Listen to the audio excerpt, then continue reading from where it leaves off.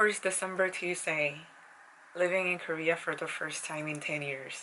My incredible Korean friends episode 2. My manager. In a very short amount of time started working, I realized that I'm not a material for a corporate in Korea.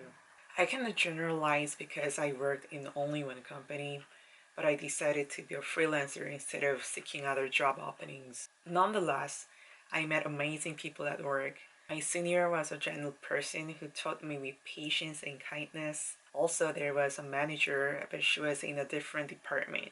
On the first day, I was frozen because it was my new day at work. As she saw me, she delivered bright greetings and made small talks to break the ice. You are the newbie. My name is KY. It's nice to have you here. Since the first moment, I didn't sense any hierarchical atmosphere from her.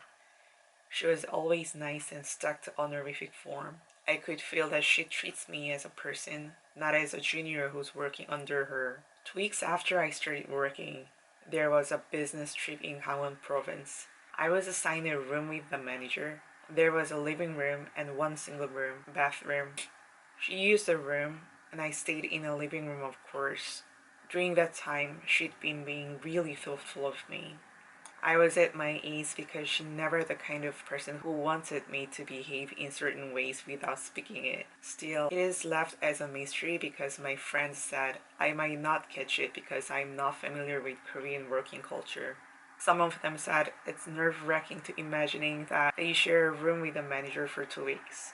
But it was indeed one of the warm and great memories I have in Korea. Since we stayed together every night for 2 weeks, we got a lot of conversation. Usually a conversation had begun with a work-related topic, but it ended up with personal stories. One night, I shared with her that I'm overwhelmed because I don't meet the standard of Korean 30. I worked in a non-profit organization for a long time, where it included much volunteer work. Working in a company made me ponder how much money I could have earned if I had lived like others. I was unstable and confused about the decisions I made when I was in my 20s.